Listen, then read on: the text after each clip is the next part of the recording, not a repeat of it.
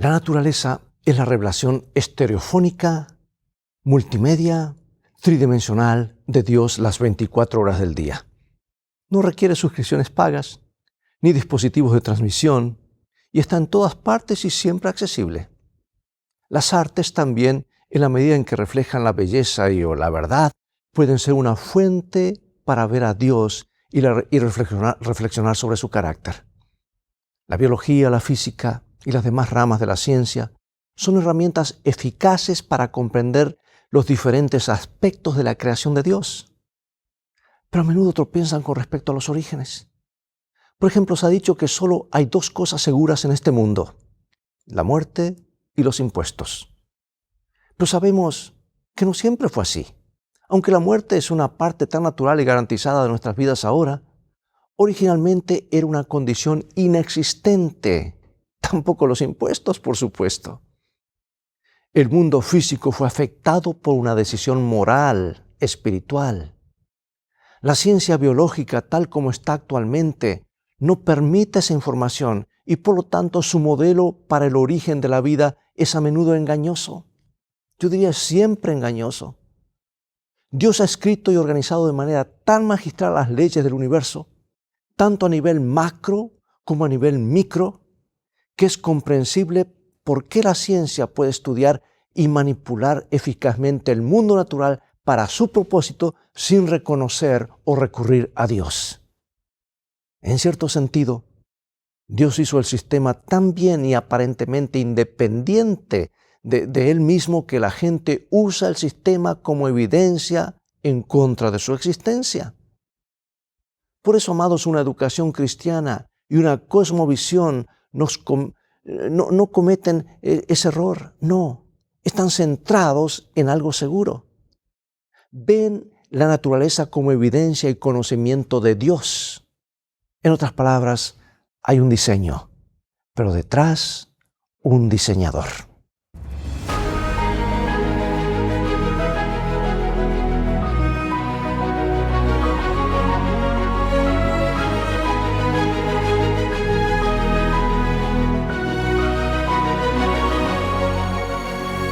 Dijo el salmista hace siglos: los cielos cuentan la gloria de Dios y el firmamento anuncia la obra de sus manos. La educación incluye lo que se denomina las artes y las ciencias. Pero ¿qué implica aprender o enseñar las artes y las ciencias desde una perspectiva bíblica? ¿Estamos simplemente ofreciendo versículos bíblicos selectos que se relacionan con un aspecto particular de la medicina moderna o la historia del arte, por ejemplo? Al hacerlo, podemos relacionar nuestras lecciones prácticas con el asombroso poder de Dios para crear nuestro mundo complejo. Pero una mera incorporación de las Escrituras en una lectura de un libro de texto es solo una pequeña parte de la verdadera educación.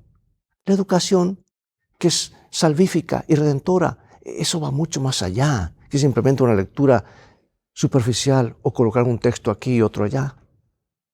Para que esa educación realmente funcione, necesitamos que la palabra de Dios dé carácter a la enseñanza de cada disciplina, desde las humanidades hasta la biología molecular. Porque sin la Biblia podemos perder de vista la enormidad de Dios, de su soberanía como creador y sustentador de nuestro mundo, en otras palabras, y mucho menos entenderemos todo esto del gran conflicto, el origen del mal, del pecado, el sufrimiento. Por eso, al aprender a ver que Dios considera que su creación es orgánica y llena de propósito, estamos un paso más cerca de comprender cómo debieran enseñarse determinadas disciplinas. O sea que es el mapa que nos indica qué camino seguir. Hoy veremos algunos principios relacionados con nuestra manera de enseñar las artes y las ciencias desde la perspectiva cristiana y su cosmovisión. Bueno, hay evidencias del Dios viviente en toda su creación. Cuando consideramos, por ejemplo, el corazón de Dios al crear este mundo, que la humanidad ha dañado y estropeado, podemos aproximarnos más a una mejor manera de enseñar las artes y las ciencias. Tomemos el periodo de gestación humana, por ejemplo. La biología nos dice que una nueva vida humana inteligente emerge de un óvulo fertilizado y crece durante 9 meses hasta la gestación completa. Las marcas de un creador amoroso están en todo este ciclo. ¿No es un proceso evolutivo, amados? El bondadoso amor de Dios se puede ver en el lugar donde se desarrolla un feto, justo debajo del latido constante del corazón de una madre. Y a medida que el feto va creciendo, también aumenta el vientre de la madre, justo enfrente de la persona. La futura madre es siempre consciente de su hijo, así como nuestro Padre Celestial siempre es consciente de sus hijos. Notemos qué nos dicen los siguientes versículos sobre la obra de Dios como nuestro Creador. Vamos al libro de Romanos, capítulo 1. Porque las cosas invisibles de Él, su eterno poder y deidad, se hacen claramente visibles desde la creación del mundo, siendo entendidas por medio de las cosas hechas. Salmo 19. Lo leímos al comienzo. Los cielos cuentan la gloria de Dios y el firmamento anuncia la obra de sus manos. Un día emite palabra a otro día y una noche a otra noche declara sabiduría. No hay lenguaje ni palabras ni es oída su voz. Nehemías 9. Tú solo eres Jehová, tú hiciste los cielos y los cielos de los cielos, con todo su ejército, la tierra y todo lo que está en ella, los mares y todo lo que hay en ellos. Y tú vivificas todas estas cosas y los ejércitos de los cielos te adoran. Piensa en el increíble prodigio y belleza de nuestro mundo, incluso después del pecado. ¿Cómo podemos aprender a obtener esperanza y consuelo de Él, especialmente en tiempos de pruebas y sufrimientos personales? Un día, amados, Dios restaurará todas las cosas a su perfección original y responderá a todas nuestras preguntas. Mientras tanto, nos ha dado luz del cielo en su palabra para que sepamos cuál es la verdad, cuál es el origen. Salmo 96 nos dice: adorad a Jehová en la hermosura de su santidad, temed delante de Él toda la tierra. ¿Cómo entendemos este concepto, la hermosura de la santidad? Que de paso, dicen los teólogos, que es el atributo mayor de Dios, la santidad. ¿Qué debería significar esto para un cristiano y cómo debería impactar en lo que enseñamos sobre arte, la belleza que a menudo se relaciona con él? Aunque se ha dicho que la belleza está en los ojos de quien mira, no debemos olvidar que fue el creador de los ojos el que hizo que podamos ver, ¿verdad? Si bien debemos tener cuidado de no adorar a la creación en sí, de la belleza de la creación podemos aprender acerca de Dios, porque es un reflejo de su amor. Y de hecho, Él allí nos muestra belleza, nos muestra amor en su creación. Cada vez que salgo de camping o al visitar diferentes lugares o parques, en cada hoja, cada nube, un río que corre, un lago, los animales, uno puede ver que hay un Dios de amor detrás de cada una de esas cosas. ¿Qué es lo que ves tú? ¿Simplemente cosas, objetos? ¿Ves algo detrás de eso? ¿Quién puede imaginar cómo debió haber sido antes de la caída de este mundo? Y esto nos enseña que Dios en verdad es el creador de todo lo bello. Y por ende, el estudio de las artes y las ciencias puede y debe acercarnos al carácter y al corazón de Dios. Y si no lo enseñamos desde ese punto de vista, hermanos, llegaremos al error, llevaremos esas mentes jóvenes a cualquier error y estarán abiertos de par en par para cualquier engaño. Pero como somos parte de la obra de arte y los fenómenos científicos de Dios, también podemos aprender más sobre nuestra propia identidad en Cristo. Somos parte de ese diseño, ¿verdad? Dice esta joya hermosa que es el librito Camino a Cristo, el libro más traducido después de la Biblia y más distribuido en el mundo, páginas 72 y 73. Dios quiere que sus hijos aprecien sus obras y se deleiten en la sencilla y tranquila hermosura con la cual Él ha adornado nuestra morada terrenal. Él es amante de lo bello y por encima de todo lo que es atractivo exteriormente, ama la belleza del carácter y quiere que cultivemos la pureza y la sencillez, las apacibles gracias de las flores. ¿Cuáles son las cosas bellas que pueden llegar a ser pecaminosas y malas? Según las circunstancias. Tantas cosas que el mundo ofrece, pero que nos sacan del camino, nos llevan a la criatura en lugar del Creador. Por eso, ¿qué criterio utilizamos al hacer las distinciones de las cosas que nos rodean y lo que consideramos belleza? Sabemos que nuestro mundo rebasó con creces su cuota de arte y filosofía que no hace honor a Dios. Lo han dejado de lado. Muchos argumentarían que los cristianos ni siquiera deberían entrar en esos pabellones proverbiales. Los cristianos adventistas del séptimo día deben considerar cuidadosamente su incumbencia al prestar servicio en determinadas industrias, patrocinar ciertos establecimientos y consumir determinados medios de comunicación. En 1 Timoteo 6 se nos dan instrucciones claras sobre qué actividades debemos evitar, pero también se nos da una amplia explicación. ¿Cuáles son algunas de las actividades contra las que advierte Pablo? Veamos en 1 Timoteo, hermanos, esto es del primer siglo, ¿verdad? Algunos piensan que la Biblia es obsoleta, pero la Biblia contiene principios que se aplican a cada generación. 1 Timoteo 6.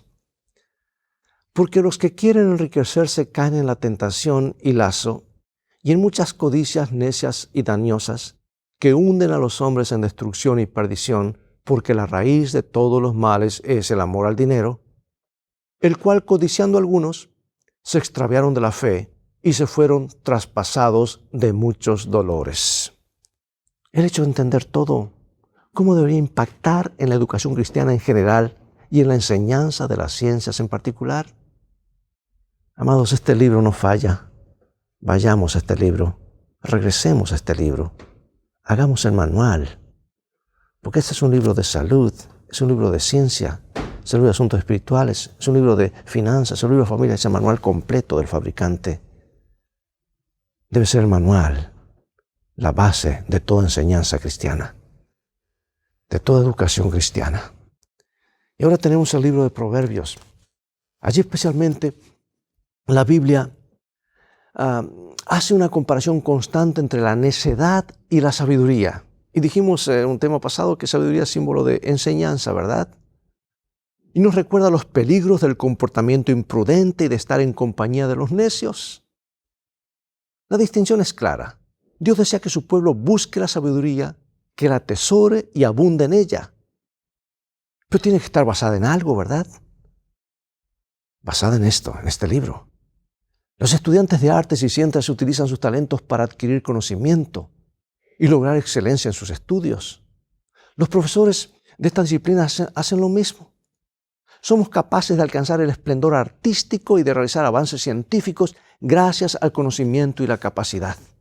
Sin embargo, desde una perspectiva cristiana, pregunto, ¿qué significa realmente el conocimiento de las artes y las ciencias si no implica conocer la diferencia entre lo que está bien y lo que está mal, lo bueno y lo malo, la verdad y el error? De nada serviría. Todo lo que tenemos que hacer, por ejemplo, es leer un poco sobre la vida de algunos de los mejores artistas del mundo para advertir que tener habilidades y talentos extraordinarios no se equipara con una vida moral recta. Yo hay gente famosa en todos los ámbitos, desde la música hasta Hollywood. Pero no hablemos de moral, porque eso prácticamente no existe en la mayoría. Entonces, ¿dónde quedan las cosas? ¿Captas tú que no todo lo bello, todo lo que nos gusta es lo que se debe? Debe haber principios universales, y aquí están, amados. También se podría argumentar que los grandes científicos que participan en la obra de la creación de armas biológicas o químicas de destrucción masiva podrían ser sumamente educados, sumamente dotados. Pero ¿cuáles son los frutos de su trabajo? Destrucción, muerte. Como se dijo anteriormente, el conocimiento en sí mismo no es necesariamente algo bueno. Por eso, dice la palabra de Dios, Proverbios 1:7, el principio de la sabiduría es el temor de Jehová. Un ganador del premio Nobel, un ateo, un hombre que estudia el universo y sus fuerzas físicas, escribió, dice, cuanto más inteligible es el universo, más absurdo parece. Interesante, ¿verdad? ¿Qué debería decirnos esto acerca de que el conocimiento en sí solo no puede llegar a ser útil, sino, peor aún, dar lugar a un grave error?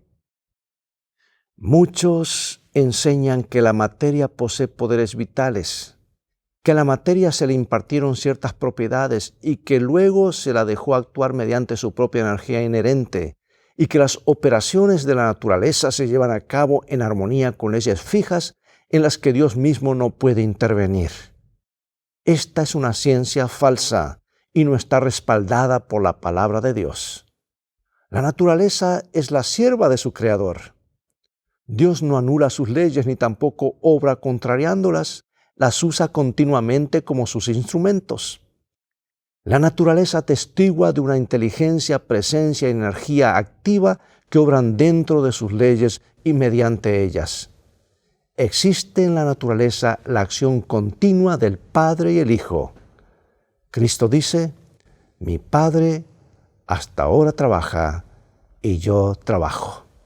La vida en la tierra, en toda su belleza y complejidad, desde la mariposa hasta los seres humanos, se explican como nada más que el resultado de un cultivo de productos químicos de hace miles de años y millones de años, y se constituyeron por casualidad, se unieron en una vida simple que a través de la mutación aleatoria y la selección natural evolucionó hasta el estado de todo lo que vive, se mueve y respira hoy.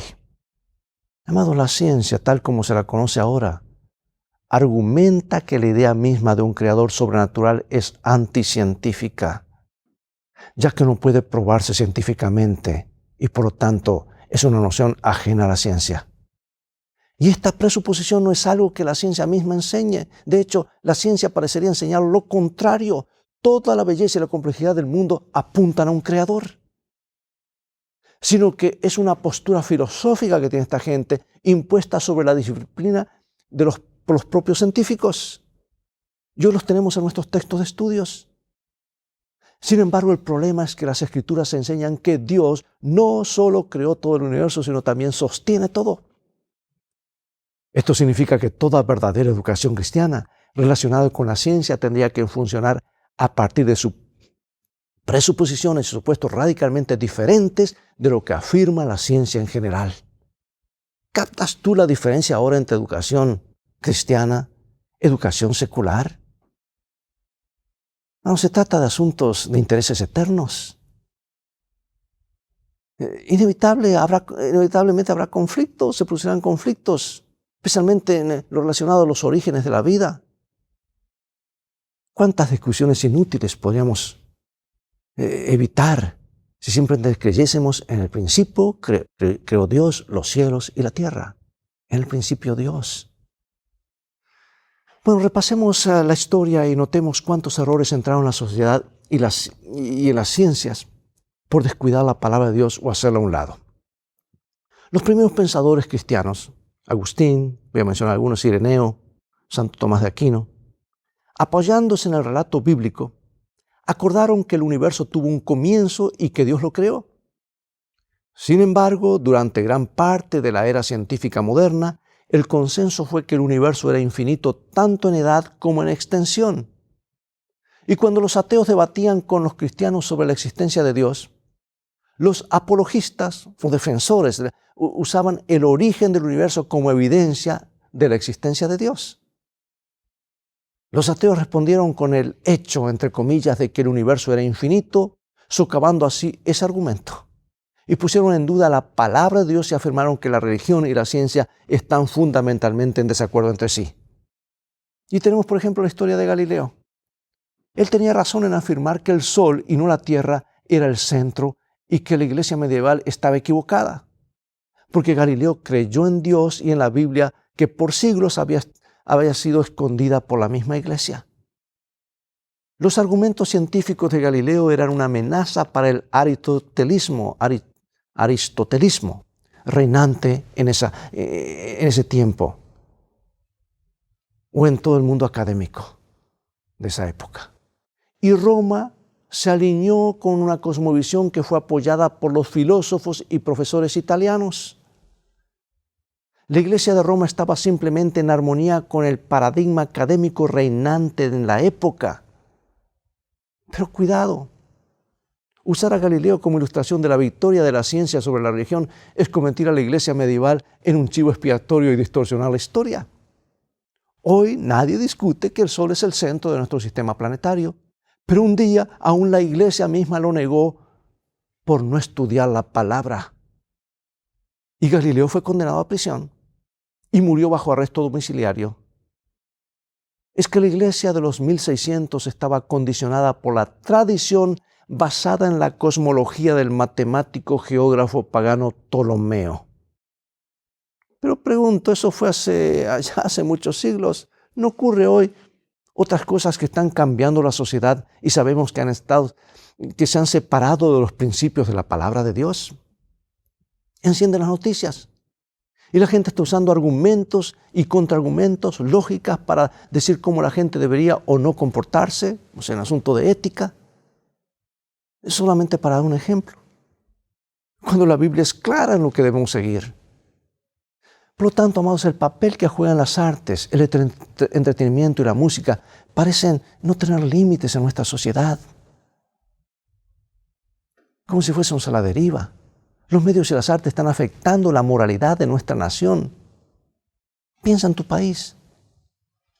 Andrew Fletcher llegó a decir, déjame hacer las canciones de una nación y no me importa quién haga sus leyes. Dime el poder de la música, otra vez volvemos al tema. Déjame hacer las canciones de una nación y no me importa quién haga sus leyes. Es que hay algo que está formateando y aquí en el lóbulo frontal, en nuestra corteza cerebral es donde se están tomando las decisiones y el enemigo está trabajando justamente allí para anular con ciertas cosas para que nuestra percepción de Dios y el contacto con la palabra sean anulados. Ahora, ¿por qué dijo esto Fletcher? Es que el mundo del entretenimiento moldea vidas, hermanos, sociedades y naciones. Y nos asemejamos a lo que contemplamos y dedicamos tiempo. Pregunto, ¿qué tipo de contribuciones pueden hacer los adventistas del séptimo día en música, arte y literatura que puedan ser un testimonio de Dios? Existen dos razones por las que la ciencia, que en tantos aspectos es buena, tiene una idea tan errada de los orígenes. Primero, la ciencia, que estudia el mundo natural, debe buscar respuestas en el mundo natural. En segundo lugar, la ciencia supone que las leyes de la naturaleza deben permanecer constantes. Sin embargo, ambas ideas están equivocadas cuando se trata de los orígenes. Tomemos la primera, que requiere causas naturales para acontecimientos naturales. Eso está bien para el seguimiento de huracanes, pero es totalmente inútil para los orígenes, que comienzan con en el principio creó Dios los cielos y la tierra. Y ahora, para concluir, pregunto, ¿qué puede enseñarnos la ciencia que niega lo sobrenatural en los orígenes? Sí, este mundo surgió de una forma sobrenatural por la palabra de Dios. Y esa misma palabra la tenemos en forma escrita. Hay poder en la palabra de Dios para crear de la nada, como dicen ex nihilo, ¿verdad? De la nada. El poder de su palabra crea la materia. Pero algunos preguntan, ¿no es la naturaleza constante? Sí lo era, pero el pecado distorsionó aún la naturaleza. Por tanto, como el pecado entró en el mundo por un hombre y por el pecado así la muerte pasó a todos los hombres por cuanto todos pecaron, dijo el apóstol. Y esto deja en claro un entorno natural discontinuo y cualitativamente diferente de cualquier cosa que la ciencia ahora aborde. Es que la ciencia, al descuidar a Dios, no entiende el plan de salvación, no entiende, aquí hago un paréntesis, amados, no entiende la forma cómo el mundo opera y aún cómo eso afecta al mundo natural. Un mundo en que la muerte no existía es radicalmente diferente de cualquier cosa que podamos estudiar hoy. Y asumir que eran muy similares, cuando no es así, también conducirá al error. Por lo tanto, la ciencia se equivoca con los orígenes porque niega dos aspectos cruciales de la creación: la fuerza sobrenatural detrás de ella y la discontinuidad física radical entre la creación original y lo que tenemos ante nosotros ahora. Es que al negar los orígenes todo tambalea. Es por eso que el libro de Génesis ha sido el libro más atacado. Y es más, en el libro de Génesis están todas las doctrinas. No necesitas ir a ningún otro libro para estudiar todas las doctrinas, así están en el libro de Génesis. Es el libro de los comienzos. Y allí está el sábado, allí está todo. Todo está. Es por eso que el tiempo se ha vuelto el mejor aliado de la evolución. Al no creer lo que Dios dice, tienen que compensarlo con millones de años de evolución. Cuando aún las pruebas del carbono 14, que los mismos científicos han descubierto, y otras cosas niegan rotundamente que este mundo, la vida creada, tiene millones y millones de años. ¿Sabes que Cristo podía haber venido a la tierra como un científico brillante y explicar todos esos misterios para ser compensado ricamente por su investigación innovadora? Podía haber tenido toda la fama como intérprete musical. En cambio, vino y se formó como un humilde artesano. Él estuvo presente en la creación, pero aprendió como una persona común y cumplió sus deberes obedientemente. Por eso pregunto, amados, ¿qué estímulo nos ofrece esto? Cualquiera sea nuestra experiencia educativa o profesional. Sabio es aquel que basa su vida en los principios de la palabra de Dios. Acuérdate de tu Creador. Aunque no todos los cristianos son llamados a enseñar en las escuelas, los cristianos pueden enseñar a los demás con palabras y hechos, intencionalmente o sin darse cuenta. Por esta razón, ¿qué hábitos debemos cultivar como cristianos, como alumnos de la Escuela de Cristo y como maestros para el mundo? Dios nos ayude a dejar una marca en este mundo, la marca que el Señor dejó, porque somos la extensión de sus brazos, sus pies, sus ojos, sus manos, su corazón para amar a los demás, para creer su palabra, aceptar al Creador y que Él guíe nuestras vidas. Acompáñame en oración. Padre Celestial, llegó el momento ahora de despedirnos. Vemos que hay un conflicto aparente entre la ciencia y la religión, pero en realidad están unidas. Y al reconocerte como Creador, todo cobra sentido. Pero al dejarte de lado, nada tiene respuesta segura y hay que inventar otros sustitutos. Ayúdanos a regresar a nuestros orígenes, a creer en tu palabra desde el comienzo hasta el final. Queremos prepararnos para cuando tu Hijo Jesús venga a esta tierra. Y entonces le adoraremos y estaremos ante nuestro Creador por la eternidad y Él nos contará los misterios, así como se los contó a Adán y Eva, pero los estudiaremos por la eternidad y le adoraremos por la eternidad. Ese es nuestro deseo y nuestra oración porque lo pedimos en el nombre de Jesús. Amén. Bien amigos, es todo el tiempo que tenemos por hoy. Ha llegado el momento de despedirnos otra vez más. Será hasta el próximo programa, hasta la próxima lección de vida. Invita a otros a sintonizar este canal y transfórmate tú mismo en un canal de bendiciones. Mientras tanto, Dios te bendiga y te guarde. Y recuerda, tú vales mucho para Jesús. Él te ama más de lo que puedes imaginar. Maranatha.